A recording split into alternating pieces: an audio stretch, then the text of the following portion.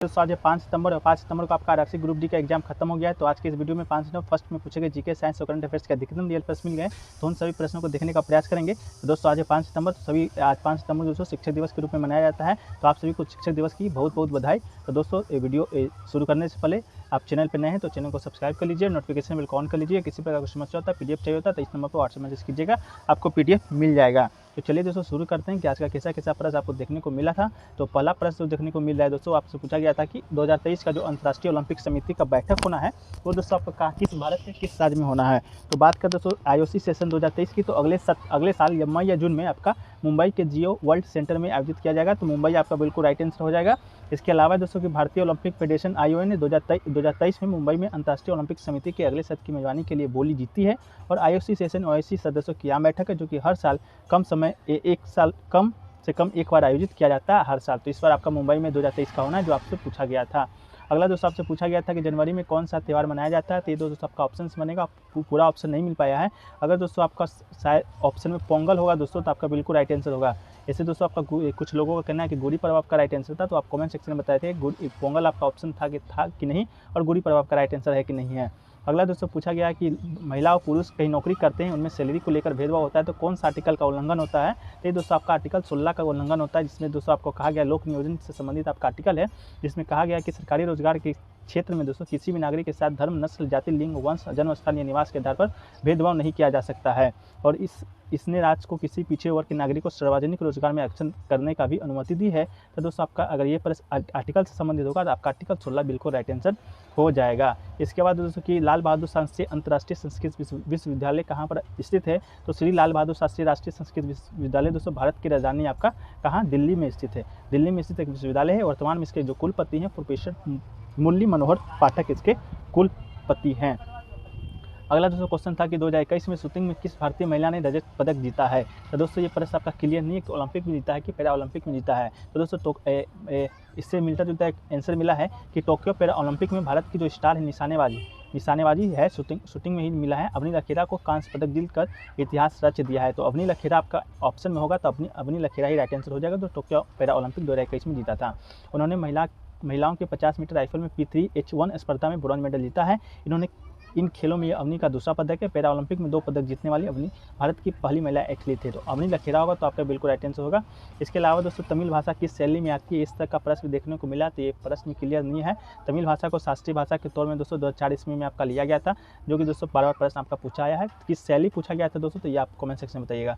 अगला है दोस्तों कि इंडिया में हाइड्रोजन से चलने वाली कार किस कंपनी की है। तो दोस्तों टोयोटा कंपनी की है। किर्लोस्कर मोटर्स ने इंडियन मार्केट में हाल ही में अपनी हाइड्रोजन कार टोयोटा मियाई को लॉन्च किया है। तो टोयोटा का दोस्तों आपका राइट आंसर हो जाएगा। हाइड्रोजन फ्यूल सेल पर चलने वाली देश की पहली कार को गडकरी ने लॉन्च किया है। गडकरी ने इस कार को फ्यूचर यू ही नहीं बताया था। अगला दोस्तों मौलिक कर्तव्य किस आर्टिकल में है, या मौलिक कर्तव्य से आपका प्रश्न आया था। तो स्वैच्छिक समिति के अनुशंसा पर आपका संविधान में 42वें संविधान संशोधन 1976 के तहत आपका मौलिक कर्तव्य को जोड़ा गया था। और दोस्तों इसमें कहाँ से कहाँ तक आपका मौलिक कर्तव्य है। तो अनुच्छेद 51 क में आपका मौलिक कर्तव्य आता है, भाग 4 क में आपका आता है। तो इस बात को भी याद रखिएगा। अगला दोस्तों आपका आया था कि कार्बन डाइऑक्साइड में हाइड्रोजन की संख्या कितना, इस तरह का भी शायद प्रश्न आपका आया था। तो कार्बन डाइऑक्साइड रासायनिक सूत्र की बात करें तो आपका CO2 होता है, और अणुओं से बना एक रासायनिक यौगिक जिसमें प्रत्येक एक कार्बन परमाणु होता है, 2 ऑक्सीजन परमाणुओं के साथ सहसंयोजक रूप से दोगुना होता है, जो कमरे के तापमान पर गैस अवस्था में पाया जाता है। अगला दोस्तों आपका आया था कि किसी चीज़ में चुंबक तत्व मूव करता है तो उसे क्या कहते हैं। तो दोस्तों उसे आपका चुंबक क्षेत्र कहा जाता है। तो चुंबक क्षेत्र आपका राइट आंसर हो जाएगा।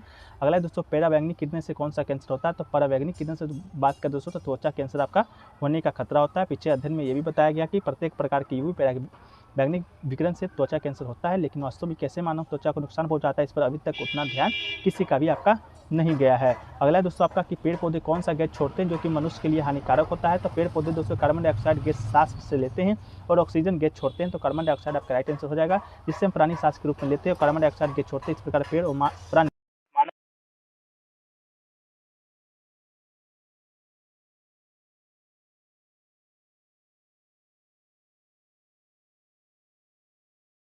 दोस्तों कि अंडमान और निकोबार के पास ज्वालामुखी से संबंधित आपका प्रश्न आया था। तो भारत में दोस्तों दो ही ज्वालामुखी है। पहला आपका बैरन ज्वालामुखी जो कि दोस्तों अंडमान निकोबार द्वीप समूह में मध्य में अंडमान के पूर्व में आपका अवस्थित है। दूसरा नारकोंडम में जो कि ज्वालामुखी जो कि अंडमान निकोबार द्वीप समूह के उत्तर अंडमान में स्थित है। तो 2 ही ज्वालामुखी आपका, एक नारकोंडम, एक दोस्तों आपका बैरन। तो ऑप्शन में एक और कॉमेंट बताइएगा कि आपका कौन सा आपका आया था। अगला क्वेश्चन दोस्तों कि नदी किस कटाव के कारण आपका मुड़ जाती है? तो दोस्तों मृदा का अपरदन होता है, जो कि नदी आपका उस कटाव के कारण मुड़ जाती है, तो मृदा का अपरदन आपका बिल्कुल राइट आंसर हो जाएगा। जनवरी माह में कौन सा त्यौहार मनाया जाता है? तो दोस्तों आपका मकर संक्रांति उत्तरायण में पड़ रहा है, तो या इसी दिन पोंगल और बिहू का भी त्यौहार मनाया जाता है, जिससे एक दिन पहले लोहड़ी मनाई जाती है। तो लोहड़ी, पोंगल, बिहू या मकर संक्रांति आपका इसमें से किसी प्रकार का कोई ऑप्शन होगा तो आपका वही राइट आंसर हो जाएगा। मौलिक अधिकार दोस्तों आपका हो गया किस संविधान समिति में? 2023 का ओलंपिक समिति दोस्तों आपका मुंबई में होना है। और न्यूटन के अष्टक नियम से संबंधित प्रश्न है, तो न्यूटन के अष्टक नियम के अनुसार जब तत्व को अनेक प्रतियों परमाणु भार के अनुसार व्यवस्थित किया जाता है तो कहीं से भी शुरू कर प्रत्येक आठवें तत्व के गुण पहले तत्व के गुण के समान होते हैं, इसे ही अष्टक नियम कहा जाता है। तो इससे भी आपका रिलेटेड प्रश्न आपका आया था। अगला दोस्तों कि कार्बन डाइऑक्साइड ऑक्सीजन की उपस्थिति में जलाए तो क्या निकलेगा? तो सही उत्तर दोस्तों आपका कार्बन डाइऑक्साइड हो जाएगा। जब कार्बन सी ऑक्सीजन O2 को उपस्थिति में जलाया जाता है तो दहन अभिक्रिया के माध्यम से कार्बन डाइऑक्साइड CO2 आपका उत्पन्न होता है, तो CO2 दोस्तों आपका राइट आंसर हो जाएगा। एक क्वेश्चन आपका क्लियर नहीं है, लेकिन आंसर आपका CO2 ही होगा। अगला दोस्तों मेंडलीफ ने किन चीज़ की खोज की थी? तो मेंडलीफ ने दोस्तों बात करें तो एक रूसी रसायन आविष्कारक है, जो कि तत्वों के आवर्त वर्गीकरण का प्रतिपादन किया था। इस सारणी का प्रयोग कर उन्होंने तत्वों के गुणों का पता लगाया था, जिसने उसने एक समय तक खोज नहीं हो सकी थी। ये दोस्तों आपका मेंडलीफ से भी रिलेटेड प्रश्न था, तो आपका देख लीजिएगा क्या प्रश्न आपका आया था। परावैंगनिक किरण से दोस्तों आपका त्वचा कैंसर होता है। इसके अलावा दोस्तों अंडमान निकोबार के पास कौन सी ज्वालामुखी है? तो पैरिन ज्वालामुखी। इसके बाद दोस्तों लाल बहादुर शास्त्री यंत्र विश्वविद्यालय आपका दिल्ली में स्थित है। इसके बाद आपका आया था तो कि जो सहकारी बैंक कौन कौन से हैं, आपके पास ऑप्शन दिया गया था। ऑप्शन तो कन्फर्म नहीं है दोस्तों, लेकिन भारत में वर्तमान बात करें कुल कितने सहकारी बैंक है? तो 32 सहकारी बैंक है। भारत में वर्तमान में कुल 53 अनुसूचित शहरी सहकारी बैंक है। तो आप ऑप्शन में बताइएगा कि आपका क्या आंसर आपका सही हुआ था। अगला दोस्तों महिला पुरुष की नौकरी में कौन सा भेदभाव? तो आपका आर्टिकल 16 होता है, किसी नागरिक को धर्म के आधार पर नहीं करना है।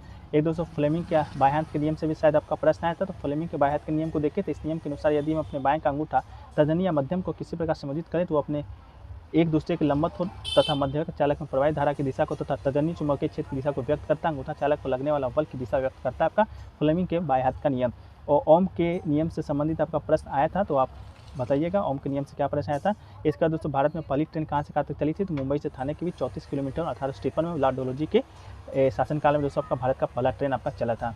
इसके बाद दोस्तों आपका आया कि भारतीय संविधान में कैबिनेट प्रणाली किस देश से लिया गया है? तो ये दोस्तों आपका यूनाइटेड किंगडम के एक देश से आपका लिया गया है। तो दोस्तों इतना ही प्रश्न आज के स्पष्ट के माध्यम से प्राप्त हुए। जो भी प्रश्न आपका छूट गए हैं तो आप कमेंट सेक्शन में बताइएगा कौन कौन से प्रश्न आपका छूट गए हैं। बाकी और जो भी प्रश्न छूट गया आपको PDF में शामिल कर लिया जाएगा।